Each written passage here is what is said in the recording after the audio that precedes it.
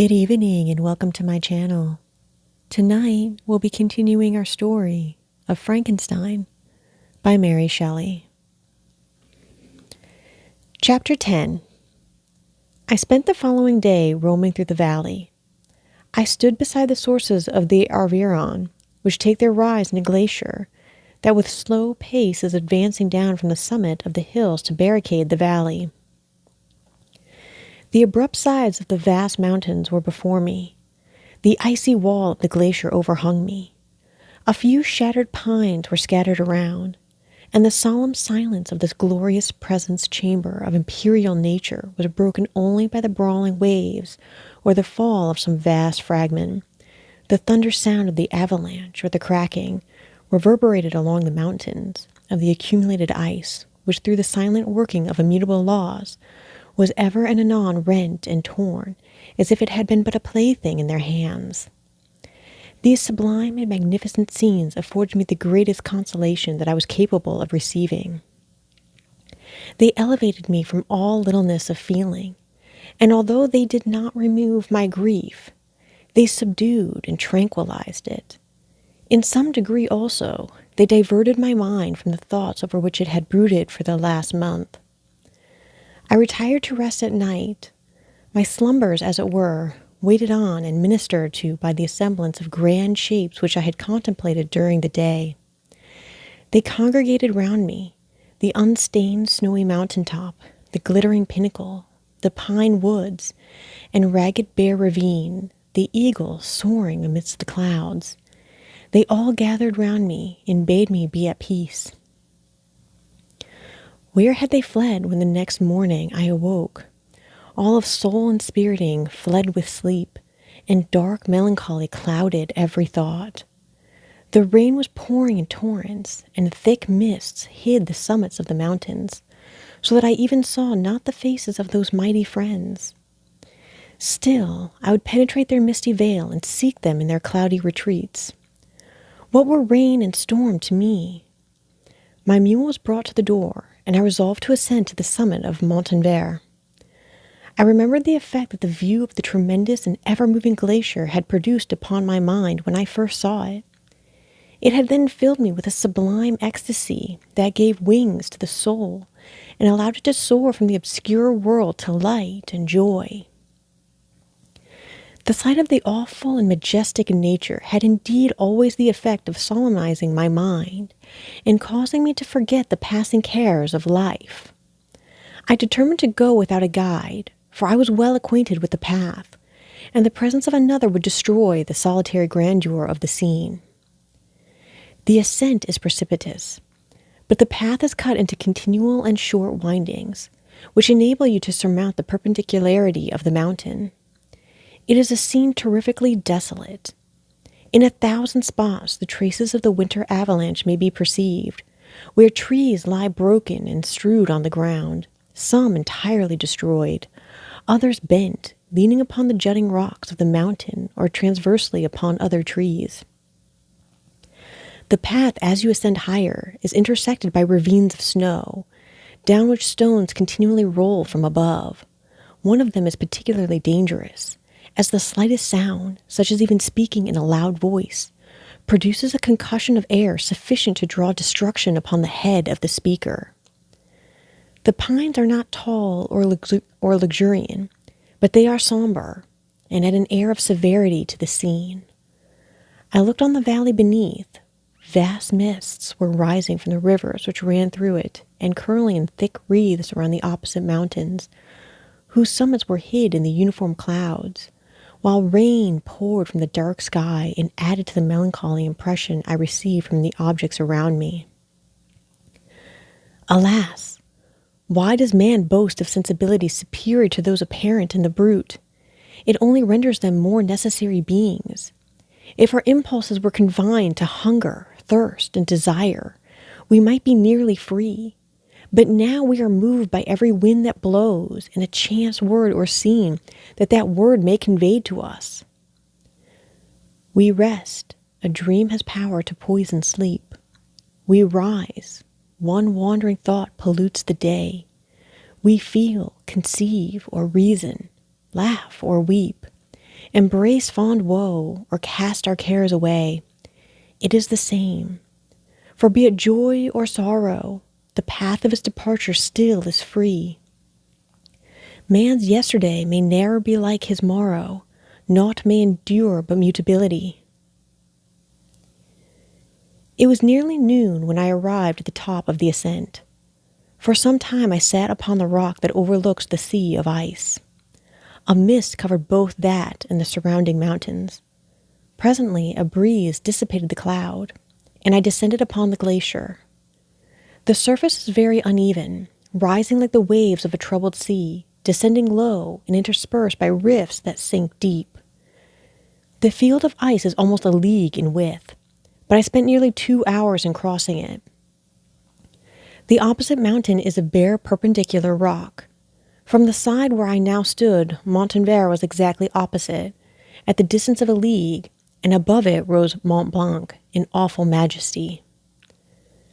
I remained in a recess of the rock, gazing on this wonderful and stupendous scene. The sea, or rather the vast river of ice, wound among its dependent mountains, whose aerial summits hung over its recesses. Their icy and glittering peaks shone in the sunlight over the clouds. My heart, which was before sorrowful, now swelled with something like joy. I exclaimed, "Wandering spirits, if indeed ye wander, and do not rest in your narrow beds, allow me this faint happiness, or take me as your companion away from the joys of life." As I said this, I suddenly beheld the figure of a man at some distance advancing towards me with superhuman speed. He bounded over the crevices in the ice, among which I had walked with caution. His stature also as he approached seemed to exceed that of man. I was troubled. A mist came over my eyes, and I felt a faintness seize me, but I was quickly restored by the cold gale of the mountains. I perceived, as the shape came nearer, sight tremendous, and abhorred, that it was the wretch whom I had created. I trembled with rage and horror, resolving to wait his approach and then close with him in mortal combat. He approached. His countenance bespoke bitter anguish, combined with disdain and malignity, while its unearthly ugliness rendered it almost too horrible for human eyes. But I scarcely observed this. Rage and hatred had at first deprived me of utterance, and I recovered only to overwhelm him with words expressive of furious detestation and contempt. "Devil!" I exclaimed, "do you dare approach me? And do not you fear the fierce vengeance of my arm wreaked on your miserable head? Begone, vile insect, or rather stay, that I may trample you to dust. And oh, that I could, with the extinction of your miserable existence, restore those victims whom you have so diabolically murdered." "I expected this reception," said the daemon. "All men hate the wretched. How then must I be hated, who am miserable beyond all living things? Yet you, my creator, detest and spurn me, thy creature, to whom thou art bound by ties only dissoluble by the annihilation of one of us. You propose to kill me. How dare you sport thus with life? Do your duty towards me, and I will do mine towards you and the rest of mankind. If you will comply with my conditions, I will leave them and you at peace. But if you refuse, I will glut the maw of death until it be satiated with the blood of your remaining friends. Abhorred monster, fiend that thou art, the tortures of hell are too mild a vengeance for thy crimes. Wretched devil, you reproach me with your creation. Come on, then, that I may extinguish the spark which I so negligently bestowed." My rage was without bounds. I sprang on him, impelled by all the feelings which can arm one being against the existence of another. He easily eluded me and said, "Be calm. I entreat you to hear me before you give vent to your hatred on my devoted head. Have I not suffered enough that you seek to increase my misery? Life, although it may only be an accumulation of anguish, is dear to me, and I will defend it. Remember, thou hast made me more powerful than thyself. My height is superior to thine, my joints more supple. But I will not be tempted to set myself in opposition to thee. I am thy creature, and I will be even mild and docile to my natural lord and king if thou wilt also perform thy part, the which thou owest me. O Frankenstein, be not equitable to every other, and trample upon me alone, to whom thy justice, and even thy clemency and affection is most due. Remember that I am thy creature. I ought to be thy Adam, but I am rather the fallen angel whom thou drivest from joy for no misdeed. Everywhere I see bliss, from which I alone am irrevocably excluded. I was benevolent and good. Misery made me a fiend. Make me happy, and I shall again be virtuous. Begone! I will not hear you. There can be no community between you and me. We are enemies. Begone, or let us try our strength in a fight in which one must fall. How can I move thee? Will no entreaties cause thee to turn a favorable eye upon thy creature, who implores thy goodness and compassion? Believe me, Frankenstein, I was benevolent. My soul glowed with love and humanity, but am I not alone, miserably alone? You, my creator, abhor me. What hope can I gather from your fellow creatures who owe me nothing? They spurn and hate me. The desert mountains and dreary glaciers are my refuge. I have wandered here many days. The caves of ice, which I only do not fear, are a dwelling to me, and the only one which man does not grudge. These bleak skies I hail, for they are kinder to me than your fellow beings. If the multitude of mankind knew of my existence, they would do as you do, and arm themselves for my destruction. Shall I not then hate them who abhor me? I will keep no terms with my enemies. I am miserable, and they shall share my wretchedness. Yet it is in your power to recompense me, and deliver them from evil which it only remains for you to make so great that not only you and your family, but thousands of others shall be swallowed up in the whirlwinds of its rage. Let your compassion be moved, and do not disdain me. Listen to my tale. When you have heard that, abandon or commiserate me as you shall judge that I deserve. But hear me. The guilty are allowed by human laws, bloody as they are, to speak in their own defense before they are condemned. Listen to me, Frankenstein. You accuse me of murder, and yet you would, with a satisfied conscience, destroy your own creature. Oh, praise the eternal justice of man. Yet I ask you not to spare me. Listen to me, and then, if you can, and if you will, destroy the work of your hands. Why do you call to my remembrance, I rejoined, circumstances of which I shudder to reflect that I have been the miserable origin and author?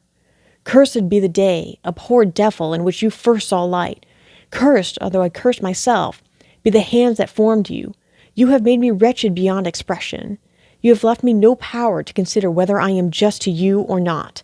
Begone! Relieve me from the sight of your detested form. Thus I relieve thee, my creator, he said, and placed his hated hands before my eyes, which I flung from me with violence. Thus I take from thee a sight which you abhor. Still thou canst listen to me and grant me thy compassion. By the virtues that I once possessed, I demand this from you. Hear my tale. It is long and strange, and the temperature of this place is not fitting to your fine sensations. Come to the hut upon the mountain. The sun is yet high in the heavens. Before it descends to hide itself behind your snowy precipices and illuminate another world, you will have heard my story and can decide.